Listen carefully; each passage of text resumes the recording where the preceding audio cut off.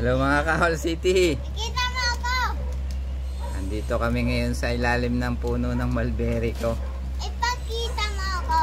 Kasi yung aking si Kali ay nagle-labor na. Dapat kahapon ka Kali nag-labor. Kahapon ang Labor Day. Anak na. Para din palang tao ang aso pag nanganganak, hindi mapakali. Pauli-uli siya eh. Palipat-lipat ng pwesto. Pumasok na siya doon sa box. Nagkusa siya. Bigat ko.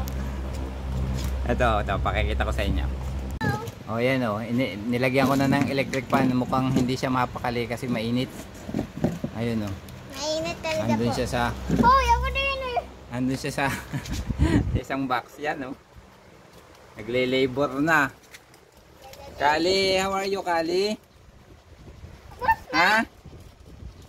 Kali baby oh. Inat-kat mo na yung mga box dyan. Ano? Kali bad boys, that's naughty. Get ka ng banana. Baka siya gutom din. Bibigyan natin banana. That's ang banana. O yan na. May electric pang ka na. Kaya na may initan dyan.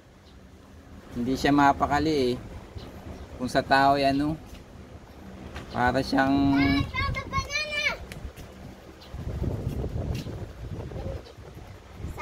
Init na init. Oh, ayan. Sorry, Kali. Ayaw niya umalis sa box.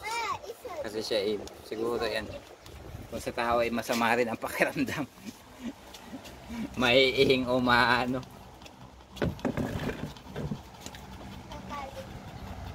Kali, how are you? Oh, balatan mo ng banana. Para makakain natin. Baka gusto niya. Ako.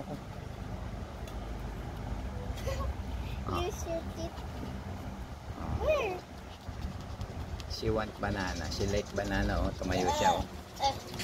Dito mo. Ano yun? Oh. Kali baby, how are you? Okay ka lang?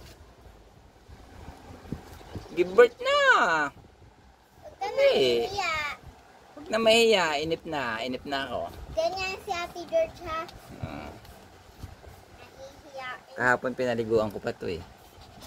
Kasi hindi rin siya mapakali. Yung pag siguro sign na ito na baka ito. I wanna feed her. No. Mina. Baka makagat ka eh. O, igib na. O, yan. O, pinapakain. O, tanggalin mo ang balat. Sorry.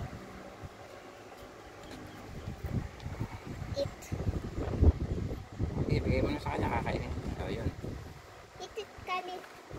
Ayaw pa niya talaga kumain.